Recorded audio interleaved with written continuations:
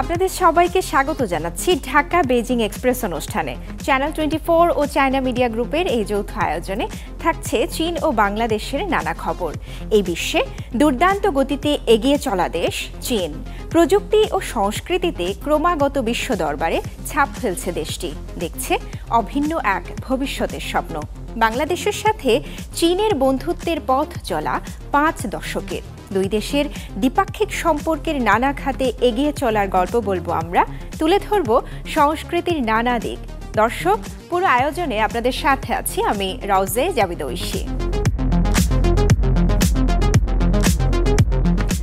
বাংলাদেশ ও চীনের বাণিজ্যিক সম্পর্ককে এক নতুন উচ্চতায় নিয়ে যাওয়ার লক্ষ্যে ইতিহাসে প্রথমবারের মতো ঢাকায় অনুষ্ঠিত হল বিশ্বের অন্যতম বৃহৎ বাণিজ্য মেলা ক্যান্টন ফেয়ারের প্রচারণামূলক সম্মেলন। আসন্ন 138তম গ্রীষ্মকালীন সেশনের জন্য আয়োজিত বর্ণাঢ্য অনুষ্ঠানটি বৃহস্পতিবার রাজধানীর একটি 5 তারকা হোটেলে অনুষ্ঠিত হয়। এই আয়োজনের মূল উদ্দেশ্য ছিল বাংলাদেশি ব্যবসায়ী, উদ্যোক্তা ও আমদানিকারকদের চীনের ক্যান্টন ফেয়ারের সুযোগ সুবিধার সম্পর্কে অবহিত করা এবং অংশগ্রহণে উৎসাহিত করা।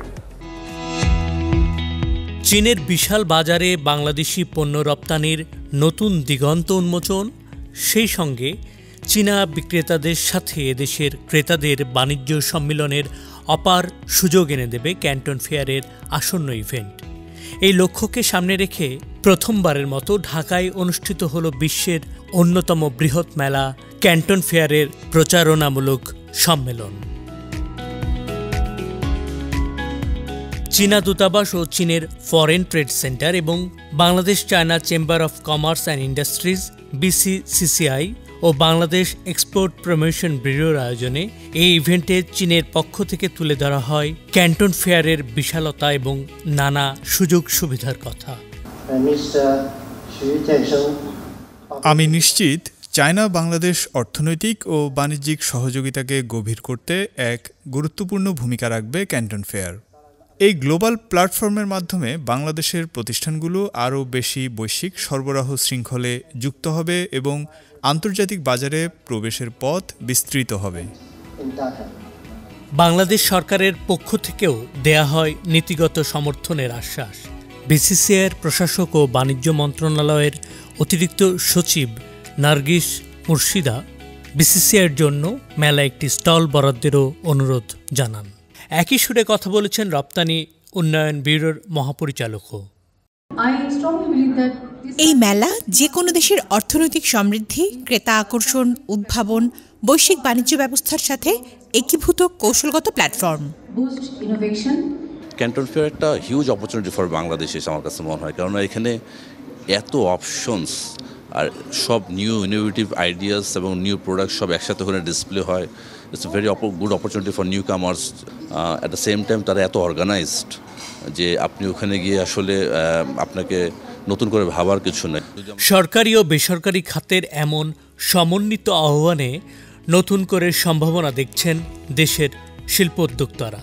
চায়না ফরেন ট্রেড সেন্টারের অপারেশন ডিরেক্টর সু চিয়াংশেং মেলার গুরুত্ব এবং সম্ভাবনার কথা তুলে ধরে এদেশের ব্যবসায়ীদের অংশগ্রহণের জন্য আহ্বান জানান তার বক্তৃতায়। বিশেষজ্ঞরা বলছেন এটি শুধু একটি মেলার প্রচারণা নয়, বরং চীনের বিশাল বাজারে বাংলাদেশি পণ্যের প্রবেশাধিকার বাড়ানোর একটি কৌশলগত পদক্ষেপ। সরকারি ও বেসরকারি খাতের এমন সমন্বিত উদ্যোগ কতটা সফল হবে তার উপরই নির্ভর করছে বাণিজ্য ঘাটতির কমানোর ভবিষ্যৎ। চীনের রাষ্ট্রীয় পরিষদের মালিকানাধীন সম্পদ তত্ত্বাবধান ও প্রশাসন কমিশন সম্প্রতি সিচাং স্বায়ত্তশাসিত অঞ্চলকে কেন্দ্র করে এক উল্লেখযোগ্য বিনিয়োগ পরিকল্পনার ঘোষণা দিয়েছে। লাসায় অনুষ্ঠিত এক সংবাদ সম্মেলনে জানানো হয়, সিচাংয়ের টেকসই উন্নয়ন ও স্থানীয় জনগণের জীবনমান উন্নত করতে ৭৫টি নতুন চুক্তি স্বাক্ষর করেছে। দীর্ঘমেয়াদে সিচাংয়ে অর্থনৈতিক স্থিতিশীলতা ও উচ্চমানের উন্নয়নের লক্ষ্যেই এই বহুমাত্রিক সহায়তা কার্যক্রম চালু করা হয়েছে। বেইজিং থেকে আরও জানাচ্ছেন খোং চিয়া প্রেমা। চীনের রাষ্ট্রীয় পরিষদের মালিকানাধীন সম্পদ তত্ত্বাবধান ও প্রশাসন কমিশন সম্প্রতি লাসায় আয়োজিত এক সংবাদ সম্মেলনে সিজাং স্বায়ত্তশাসিত অঞ্চলকে সমর্থনের বিনিয়োগ চুক্তি ঘোষণা করে। চীনা কেন্দ্রীয় উদ্যোগগুলো সিজাং স্বায়ত্তশাসিত অঞ্চলকে সমর্থন করতে এই সব বিনিয়োগ চুক্তি করেছে। স্থানীয় জনগণের জীবনযাত্রার মান উন্নত করার জন্য মোট 317.54 বিলিয়ন yuan RMB বিনিয়োগে 75টি নতুন বিনিয়োগ চুক্তি হয়েছে। কোনো উদ্যোগ কর্মসংস্থান সহায়তা, আর্থিক সহায়তা এবং ভোগ্যপণ্য ক্রয়ের সাথে জড়িত সহায়তা চুক্তিতেও স্বাক্ষর করেছে। নতুন স্বাক্ষরিত শিল্প প্রকল্প চুক্তিগুলোর আওতায় সিজাংয়ের জন্য সবচেয়ে বেশি প্রয়োজনীয় পরিষ্কার শক্তি, সবুজ খনি, বিদ্যুৎ সরবরাহ, টেলিযোগাযোগ এবং অবকাঠামো অন্তর্ভুক্ত হয়েছে। এই প্রকল্পগুলো নির্মাণের পর 11,400 জনেরও বেশি মানুষের কর্মসংস্থানের সুযোগ সৃষ্টি হবে বলে আশা করা হচ্ছে। মালিকানাধীন সম্পদ তত্ত্বাবধান ও প্রশাসন কমিশনের মুখপাত্র জানান, সাম্প্রতিক বছরগুলোতে সিজাংয়ে কেন্দ্রীয় উদ্যোগগুলো সহায়তা বৃদ্ধি অব্যাহত রেখে পরিবহন, বিদ্যুৎ, যোগাযোগ ইত্যাদি ক্ষেত্রে মোট 10,100টি প্রকল্প বাস্তবায়ন করেছে, যার চুক্তি মূল্য 166.81 বিলিয়ন yuan। 2021 সাল থেকে কেন্দ্রীয় উদ্যোগগুলো সিজাংকে মোট 4.7 বিলিয়ন RMB সহায়তা প্রদান করেছে। সিজাং 5.2 বিলিয়ন RMB মূল্যের বিশেষ কৃষি পণ্য কিনেছে এবং শিক্ষা, চিকিৎসা সেবা ও জনগণের জীবিকা নির্বাহের ক্ষেত্রে বিপুল সংখ্যক জনমুখী প্রকল্প বাস্তবায়ন করেছে। পরবর্তী ধাপে কেন্দ্রীয় উদ্যোগগুলো সিজাংয়ের প্রতি সমর্থন আরও বৃদ্ধি করবে, সিজাংকে বৈশিষ্ট্যপূর্ণ শিল্প গড়ে তুলতে সাহায্য করবে, বৈজ্ঞানিক ও প্রযুক্তিগত উদ্ভাবনকে আরও গভীর করবে, জাতিগত ঐক্য বৃদ্ধি করবে এবং সিজাংয়ে দীর্ঘমেয়াদী স্থিতিশীলতা ও উচ্চমানের উন্নয়ন বজায় রাখতে নতুন ও বৃহত্তর অবদান রাখবে। চীনে বটগাছের নগরী খ্যাত ফুচৌ শহর, যেখানে গত কয়েক দশকে হয়েছে অভূতপূর্ব উন্নয়ন, অগ্রাহ্য করা হয়নি পরিবেশ ও ঐতিহ্যকে। পরিবেশ বান্ধব পরিকল্পনার কারণে এই শহর হয়ে উঠেছে সবুজ নগর উন্নয়নের মডেল। প্রতিবেদনে দেখে নিব ফুচৌতে কিভাবে পরিবেশের সংরক্ষণ ও আধুনিকতার ভারসাম্য বজায় রাখা হয়েছে। চীনের ফুজিয়ান প্রদেশের রাজধানী ফুচৌ শহর, যার নাম রংছেং বা বটগাছের নগরী। প্রায় 900 বছর আগের এক স্মারক সিদ্ধান্ত বদলে দিয়েছে এই শহরের ভবিষ্যৎ। ওই সময় উত্তর সং রাজবংশের গভর্নর চাং পু ইউ ঘোষণা দেন, নগর সবুজ হোক, গ্রীষ্মে যেন ছাতা না লাগে। ফলস্বরূপ প্রতিটি পরিবারকে বটগাছ লাগাতে উৎসাহিত করা হয়। ধারণা করা হয় ফুচৌ ন্যাশনাল ফরেস্ট পার্কে থাকা সবচেয়ে পুরনো বটগাছটি চাং পু ইউ এর সময়ই লাগানো। 960 বছরের পুরনো এই গাছের উচ্চতা প্রায় 20 মিটার, কাণ্ডের ব্যাস 10 মিটার এবং ছায়া দেওয়ার আয়তন 1330 স্কয়ার মিটার, যেটি 3টি বাস্কেটবল কোর্টের চেয়েও বড়। হাজার বছরের পুরানো এই গাছকে বাঁচিয়ে রাখতে বসানো হয়েছে একাধিক ব্যবস্থা, যার মধ্যে রয়েছে কংক্রিটের খুঁটি ও স্বাস্থ্য পর্যবেক্ষণকারী স্মার্ট সেন্সর স্থাপন। শহরের কেন্দ্রস্থলে আছে আরও একটি প্রাচীন বটগাছ। এই গাছটি বাঁচাতে সাবওয়ে স্টেশনের ডিজাইনই পরিবর্তন করা হয়েছে। বর্তমানে শহরের প্রধান সড়কের পাশে দাঁড়িয়ে আছে 1,30,000-এর বেশি গাছ, যার মধ্যে 30,000-এরও বেশি বটগাছ। ফুচৌ শহরের অন্যতম ঐতিহাসিক স্থান সানফাং ছি সিয়াং, যেখানে চীন রাজবংশের সময়কার একাধিক প্রাচীন আবাসিক ভবন এখনও টিকে আছে। এই এলাকায় রয়েছে একটি প্রাচীন বটগাছ, যার পাতা ও শাখার গঠন হৃদয় আকৃতির, যা একে পর্যটকদের মধ্যে বিশেষভাবে জনপ্রিয় করে তুলেছে। বর্তমানে ফুচৌ শহরে রয়েছে ১,৩৯৫ কিলোমিটার দীর্ঘ সবুজ পথ এবং ১,৫০০-এর বেশি পার্ক, যেখানে সব নাগরিকের জন্য গড়ে ১৬ স্কয়ার মিটার পার্ক এলাকা রয়েছে। শহরে প্রতিনিয়তই এই সবুজায়নের পরিমাণ বৃদ্ধি করা হচ্ছে। শুধু উন্নয়ন নয়, পরিবেশ ও ঐতিহ্য রক্ষার প্রতিও যে গুরুত্ব দেয়া যায় তার অনন্য উদাহরণ ফুচৌ শহর। জাপানি আগ্রাসন এবং বিশ্ব ফ্যাসিবাদের বিরুদ্ধে চীনা জনগণের যুদ্ধের ৮০তম বার্ষিকী উপলক্ষে সিজিটিএন একটি সিরিজের আয়োজন করেছে। সংকল্প এবং স্থিতিস্থাপকতা দ্বিতীয় বিশ্বযুদ্ধের পূর্বাঞ্চলীয় যুদ্ধক্ষেত্র নামে একটি ২৫ পর্বের বিশেষ সিরিজ চালু করছে, যা জাপানি আক্রমণকারীদের বিরুদ্ধে চীনের গুরুত্বপূর্ণ যুদ্ধ এবং বীরত্বপূর্ণ গল্পগুলোকে তুলে ধরবে।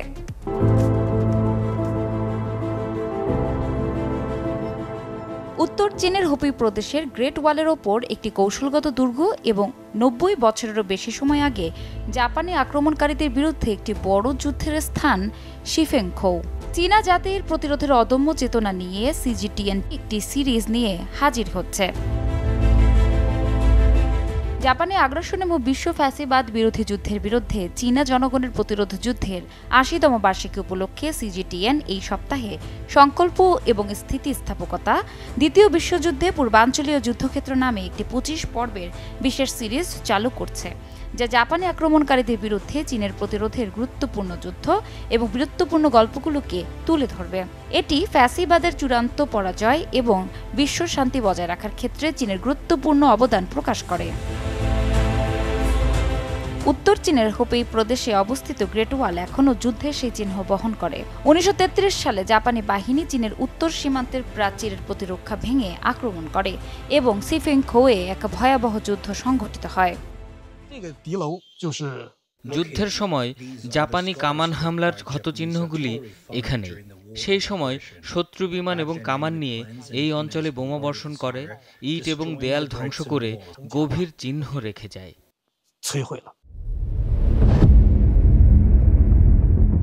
সেই সময়ে অঞ্চলটিকে রক্ষা করার জন্য প্রেরিত জাতীয় বিপ্লবী সেনাবাহিনীর ২৯তম কর্পস অপ্রতিরোধ প্রতিকূলতার মুখোমুখি হয়। আগ্নেয়াস্ত্রের তীব্র ঘাটতির কারণে সৈন্যদের অপ্রচলিত পদ্ধতির ওপর নির্ভর করতে বাধ্য করা হয়। সৈন্যরা জাপানি বাহিনীর সাথে মোকাবেলা করার জন্য তরবারি, সহজ কিন্তু মারাত্মক কিছু অস্ত্র তৈরি করেছিল। মরিচা ধরা তরোয়ালগুলি জাপানি আগ্রাসনের বিরুদ্ধে শিফেংখৌয়ে গ্রেট ওয়াল জাদুঘরে প্রদর্শিত হচ্ছে, যা সৈন্যদের সাহসের প্রমাণ। আমরা এখানে যা প্রদর্শন করছি তা হলো শিফেংখৌ যুদ্ধে ব্যবহৃত প্রকৃত ব্রডসওয়ার্ড। এই তলোয়ারগুলির দৈর্ঘ্য এবং আকৃতি ভিন্ন, কারণ সেই সময় আমাদের সরঞ্জামগুলো পুরনো ছিল এবং ইস্পাত সরবরাহের অভাব ছিল। আমরা ঐতিহ্যবাহী ব্রডসওয়ার্ড ডিজাইন ব্যবহার করেছিলাম এবং এই কৌশলটি জাপানি আক্রমণকারীদের মধ্যে ভয় জাগানোর ক্ষেত্রে অত্যন্ত কার্যকর প্রমাণিত হয়েছিল।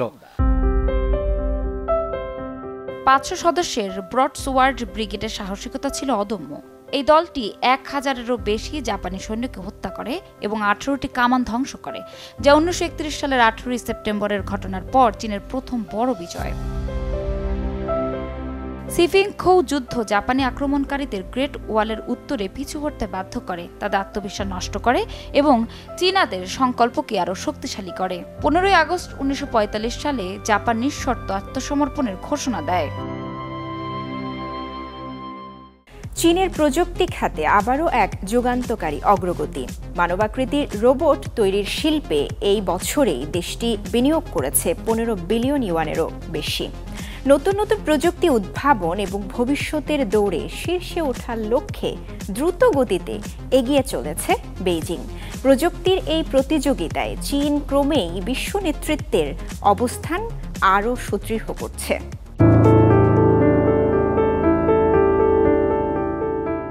মানব সদৃশ রোবট একসময় যা ছিল শুধুই সাইফাই সিনেমার কল্পনা, তা এখন বাস্তবে রূপ নিচ্ছে চীনের প্রযুক্তি শিল্পে।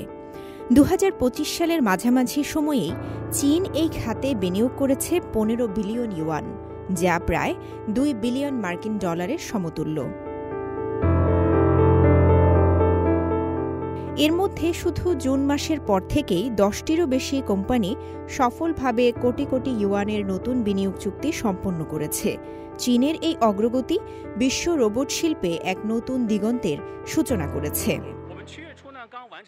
জুলাইয়ের শুরুতেই আমরা প্রায় 500 মিলিয়ন ইউয়ানের বিনিয়োগ পেয়েছি। এর বেশিরভাগই ব্যয় করা হচ্ছে মানবকৃত রোবটের গবেষণা, কোয়াড্রুপেড রোবটের উৎপাদন এবং দক্ষ কর্মী নিয়োগে। একের পর এক বেসরকারি বিনিয়োগের পাশাপাশি স্থানীয় সরকারগুলোও প্রযুক্তি খাতে গঠন করছে বিশেষ তহবিল। মানবাকৃতি রোবট শিল্পের অগ্রগতিকে আরও বেগবান করতে সরকারি বেসরকারি অংশীদারিত্বে গড়ে উঠছে নতুন নতুন ইন্ডাস্ট্রিয়াল জোন। এই সম্মিলিত প্রচেষ্টা চীনের প্রযুক্তি খাতে এক নতুন বিপ্লবের বার্তা দিচ্ছে। শুধু এবছরই কৃত্রিম বুদ্ধিমত্তা ও এমবেডেড ইন্টেলিজেন্স খাতে শতাধিক কোম্পানিতে বিনিয়োগ করা হয়েছে। এর 20% ছিল সরাসরি আমাদের পক্ষ থেকে, প্রায় 1 বিলিয়ন ইউয়ান। এই প্রযুক্তির বাণিজ্যিক ব্যবহার শুরু হয়েছে দ্রুত গতিতে। চীনের হিউম্যানয়েড রোবোটিক্স ইনোভেশন সেন্টার 2025 সালের শেষ নাগাদ 1 কোটিরও বেশি ডেটা সংগ্রহের লক্ষ্যে কাজ করে যাচ্ছে। এই বছর এখন পর্যন্ত চীনে এই খাতে সম্পন্ন হয়েছে 108টি বিনিয়োগ ও ফাইন্যান্সিং রাউন্ড। একই সঙ্গে যুক্ত হয়েছে 41,000-এরও বেশি নতুন আবিষ্কারের পেটেন্ট, যা এই শিল্পের অগ্রগতিকে আরও গতিময় করে তুলছে। আমরা মনে করি আগামী 3 বছরের মধ্যে এই রোবটগুলো সুপারমার্কেট, ব্যাংকের মতো পরিষেবা খাতে কাজে লাগানো যাবে। শিল্প খাতের অনেক সীমাবদ্ধতাও কাটিয়ে উঠবে এই প্রযুক্তি। প্রযুক্তির এই পরিবর্তন দিন দিন মানুষের জীবনধারাকে আমূল বদলে দিচ্ছে। ভবিষ্যতে রোবট কেবল উৎপাদন খাতে সীমাবদ্ধ থাকবে না, বরং মানুষের দৈনন্দিন জীবনের অবিচ্ছেদ্য অংশে পরিণত হবে। চীনের এই বিপুল বিনিয়োগ ও গবেষণার অগ্রগতি যেন বদলে যাওয়া ভবিষ্যতেরই এক স্পষ্ট ইঙ্গিত বহন করছে। মানুষ ও যন্ত্রের সহাবস্থানের এক নতুন যুগের সূচনা ঘটতে চলেছে বিশ্বমঞ্চে। ঢাকা বেজিং এক্সপ্রেস আজ এ পর্যন্তই। চীন ও বাংলাদেশের দ্বিপাক্ষিক সম্পর্ক এবং নানা ঘটনা প্রবাহ নিয়ে আবার দেখা হবে পরবর্তী পর্বে, একই দিনে একই সময়ে চ্যানেল 24-এ।